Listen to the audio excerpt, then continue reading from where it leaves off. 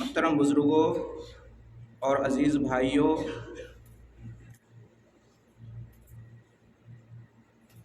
اللہ رب العالمین اپنے بندوں کو مختلف طریقوں سے آزماتا ہے۔ یہ جو انسانوں کی دنیا ہے، اس کو بنانے کا مقصد ہی ہے انسانوں کو آزمانا۔ انسان کی پوری زندگی آزمائش سے عبارت ہے۔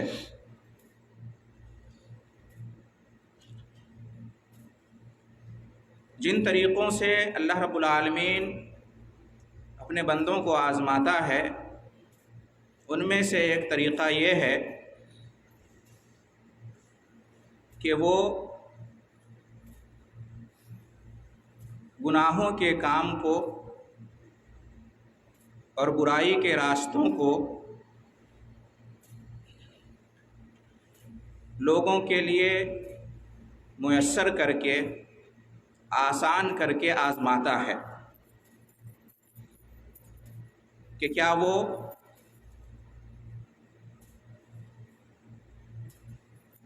اس آسانی کا فائدہ اٹھا کر گناہ میں ملوث ہو جاتے ہیں، برائی کا ارتکاب کر لیتے ہیں، اور اس طرح سے اللہ کی نافرمانی کرتے ہیں اور اللہ کے غضب کو دعوت دیتے ہیں، اللہ کے عذاب کا اپنے آپ کو مستحق بنا لیتے ہیں، یا وہ ساری سہولتیں میسر ہونے کے باوجود، تمام آسانیاں حاصل ہونے کے باوجود وہ اپنے آپ کو گناہوں سے دور رکھتے ہیں، برائیوں سے پرہیز کرتے ہیں، اللہ کے ڈر، اللہ کے خوف اور اللہ سے حیا کی بنیاد پر وہ اپنے آپ کو محفوظ کر لیتے ہیں۔ تو یہ بھی اللہ رب العالمین کی اپنے بندوں کی آزمائش کا ایک طریقہ ہے۔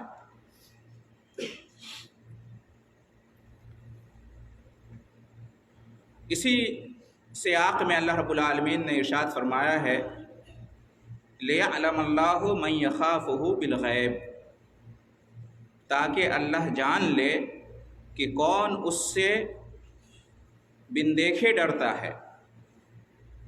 تاکہ اللہ جان لے کہ کون اس سے اندیکھے ڈرتا ہے، خلوت اور تنہائی میں بھی ڈرتا ہے، غائبانہ طور پر ڈرتا ہے۔ اس لیے اللہ رب العالمین گناہوں کو، برائی کے راستوں کو میسر کر دیتا ہے، آسان کر دیتا ہے۔ یہ اللہ رب العالمین کی طرف سے ایک سنت ہے اپنے بندوں کو آزمانے کا۔ اللہ کے جو بندے اس آزمائش میں پاس ہو جاتے ہیں، یعنی آسانیوں اور سہولتوں کے باوجود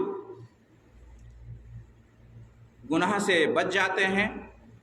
برائی کا ارتکاب نہیں کرتے ہیں، اللہ کے خوف، ڈر اور اس سے حیا کی بنیاد پر، تو ان کے لیے کامیابی ہے، ان پر اللہ اپنا انعام نازل کرتا ہے اور دنیا اور آخرت میں ان کے لیے بہترین بدلہ ہے۔ اور جو لوگ موقع کو غنیمت جان کر اس کا غلط فائدہ اٹھاتے ہیں، یہ سوچتے ہیں کہ کوئی نہیں دیکھنے والا ہے، چلو اس گناہ کو، برائی کو کر لیتے ہیں، ان کے دل میں اللہ کا خوف نہیں ہوتا، اللہ سے حیا نہیں ہوتی، اور وہ اس گناہ کو کر گزرتے ہیں، تو ان کے لیے اللہ کی طرف سے عذاب ہے، ان پر اللہ کا غضب نازل ہو سکتا ہے۔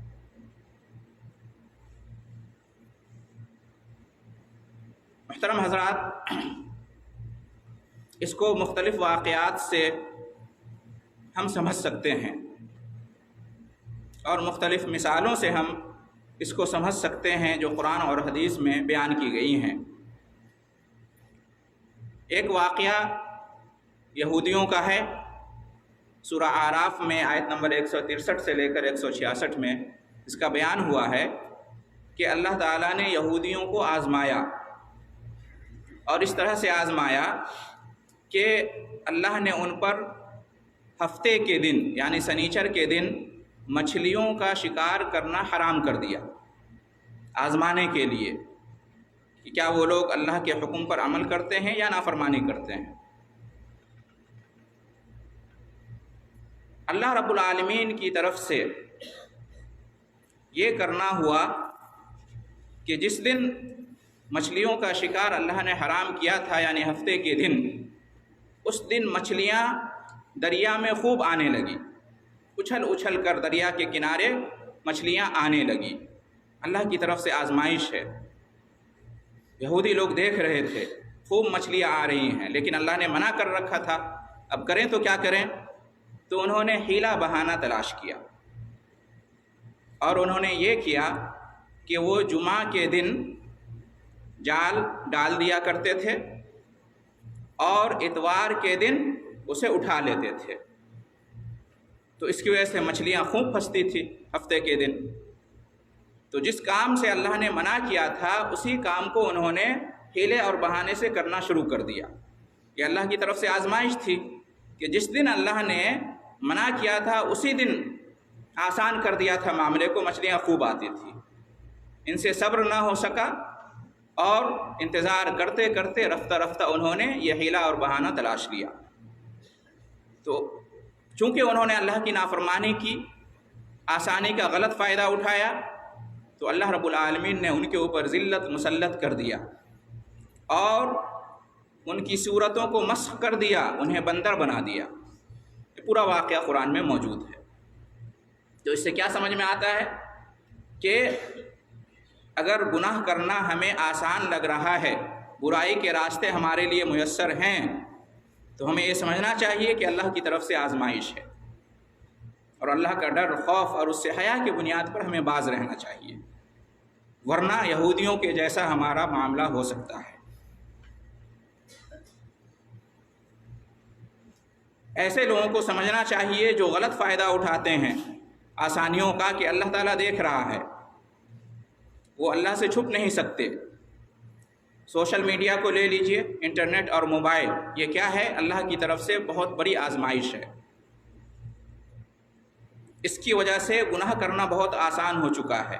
برائی کے راستے بالکل سامنے کھل گئے ہیں۔ ایک انسان خلوت میں تنہائی میں بیٹھ کر اس کے ذریعے سے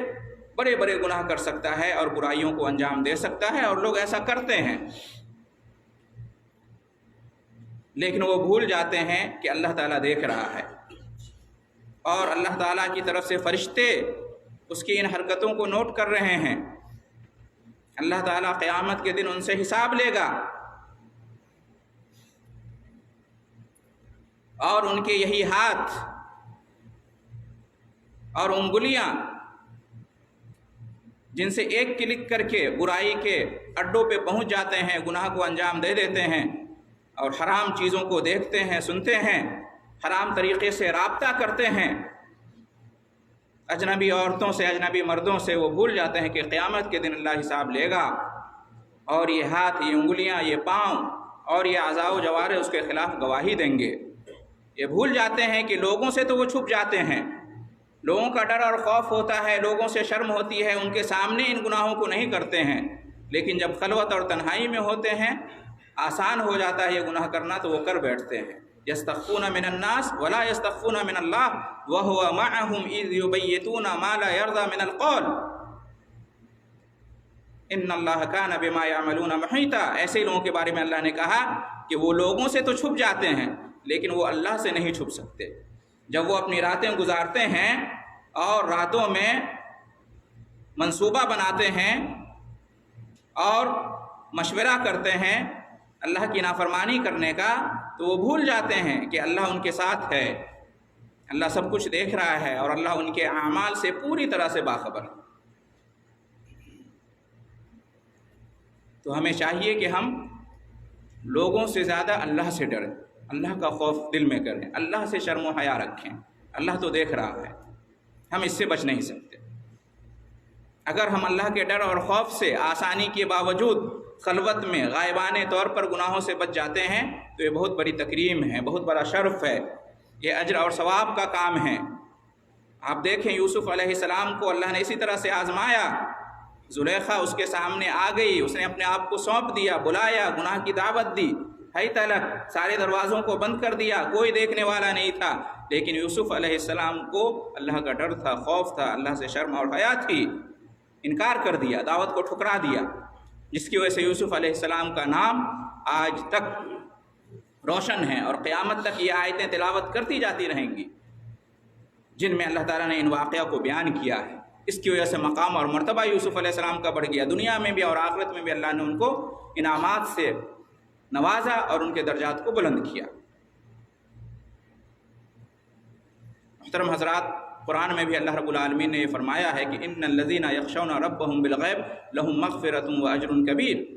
جو لوگ اپنے رب سے غائبانہ طور پر ڈرتے ہیں، بن دیکھے اندیکھے ڈرتے ہیں، ان کے لیے مغفرت ہے اور بڑا اجر ہے۔ جبکہ جو لوگ غائبانے میں، تنہائی میں، خلوت میں اللہ سے نہیں ڈرتے ہیں، قیامت کے دن ان کا انجام بہت خطرناک ہوگا۔ دنیا میں تو ذلت مسلط ہوگی ہی، قیامت کے دن میں ان کا بڑا خطرناک انجام ہوگا۔ ایسے لوگوں کے اعمال قیامت کے دن بے وزن ہو جائیں گے، بے حیثیت ہو جائیں گے، جیسا کہ حدیث میں ہے کہ نبی کریم صلی اللہ علیہ وسلم نے یہ بیان کیا ہے کہ قیامت کے دن بہت سارے ایسے لوگ آئیں گے جن کے پاس نیک اعمال تہامہ کے پہاڑ کے برابر ہوں گے، لیکن اللہ کے یہاں ان کی کوئی حیثیت نہیں ہوگی۔ کیوں؟ پوچھا گیا تو آپ نے کہا کہ یہ وہ لوگ ہوں گے جن کے پاس نیک اعمال تو ہوں گے، رات کی عبادتیں تو ہوں گی، لیکن ان کا حال یہ تھا دنیا میں کہ جب وہ خلوت میں ہوتے تھے، تنہائی میں ہوتے تھے، اللہ کے سوا کوئی دوسرا دیکھنے والا نہ ہوتا تھا، تو یہ اللہ کی حدوں کو پامال کرتے تھے، اللہ کی حدوں کی بے حرمتی کرتے تھے۔ معلوم یہ ہوا کہ خلوت اور تنہائی میں گناہ سے بچنا یہ اصل کمال ہے، لہٰذا ہمیں ایسا ہی رہنا چاہیے، ہر حال میں اللہ سے ڈریں، ظاہر میں بھی، باطن میں بھی، خلوت میں بھی اور جلوت میں بھی۔ اس کے بڑے فائدے ہوں گے۔ قیامت کے دن اللہ تعالیٰ اپنے عرش کے سائے میں جن 7 خوش نصیب لوگوں کو جگہ دے گا، ان میں سے ایک قسم کے وہ لوگ بھی ہوں گے کہ وَرَجُلٌ دَعَتْهُ امْرَأَةٌ ذَاتُ مَنْصَبٍ وَجَمَالٍ فَقَالَ إِنِّي أَخَافُ اللَّهَ۔ اس طرح کے لوگ بھی ہوں گے کہ جن کو دنیا میں مالدار اور حسین و جمیل خواتین نے دعوت دی ہوگی گناہ کرنے کے لیے، بدکاری کے لیے، زناکاری کے لیے، تو انہوں نے ٹھکرا دیا ہوگا اور کہا کہ نہیں، ہم اللہ سے ڈرتے ہیں۔ یاد کیجیے وہ واقعہ، بنی اسرائیل کے 3 لوگ جب غار میں پھنس گئے تھے، بارش ہونے لگی تھی اور غار میں چھپ گئے تھے بچنے کے لیے، تو اللہ کی طرف سے آزمائش ہوئی اور ان کے غار پر پتھر اور چٹان آ گیا، تو انہیں کیسے نجات ملی؟ انہوں نے دعا کی۔ اس میں سے ایک وہ شخص تھا جس نے اللہ کے سامنے اس طرح سے دعا کی کہ اے اللہ، میں ایک لڑکی پر، ایک خاتون پر پوری طرح سے غالب آ چکا تھا، وہ میرے قابو میں آ چکی تھی، میں چاہتا تو برائی کر لیتا، زناکاری بدکاری کرنے ہی والا تھا، کہ تیرا خوف میرے دل میں آ گیا اور میں نے چھوڑ دیا۔ تو اس کی ضرورت ہے۔ اس طرح ہمارا معاملہ ہوگا سوشل میڈیا کے ساتھ، انٹرنیٹ اور موبائل کے ساتھ، تو ہمارے لیے بھی اجر ہے، ثواب ہے، دنیا اور آخرت میں اللہ کی طرف سے انعامات ہوں گے۔ لیکن اگر ہم نے اس کے برعکس کیا، ان آسانیوں کا غلط فائدہ اٹھایا، موقع کو غنیمت جانتے ہوئے اللہ کا ڈر اور خوف اور حیا کو چھوڑ دیا اور ان گناہوں اور برائیوں کو ہم نے کر لیا، تو پھر یہ ہمارے لیے وبال ہے، عذاب کا سبب ہے، اللہ کے غضب کا سبب ہے، جیسا کہ میں نے آپ کے سامنے بیان کیا ہے۔ تو محترم حضرات، یہ سوشل میڈیا یہ آزمائش ہے، ہمیں سمجھنا چاہیے ہم کہاں تک اس میں پاس ہو رہے ہیں، کہاں تک فیل ہو رہے ہیں، ہمیں اپنا محاسبہ کرنا چاہیے، اپنا جائزہ لینا چاہیے۔ دعا ہے اللہ رب العالمین سے کہ ہم سب کو اللہ رب العالمین غائبانہ طور پر بھی ڈرنے، خوف کرنے اور حیا کرنے کی توفیق عطا فرمائے، ظاہر کے ساتھ ساتھ باطن میں بھی تقوی اور پرہیزگاری ہمارے اندر ہو، اور جلوت کے ساتھ خلوت میں بھی اللہ رب العالمین کا ڈر اور خوف ہمارے دل میں ہو، اور اس وجہ سے ہم اللہ کی رضامندی کے لیے گناہوں سے اور برائیوں سے اپنے آپ کو بچا لیں۔ اللہ تعالی ہم کے اس کی توفیق عطا فرمائے اور اس کے صلے میں دنیا اور آخرت میں بہترین بدلہ سے نوازے، آمین۔ وآخر دعوانا ان الحمد للہ رب العالمین۔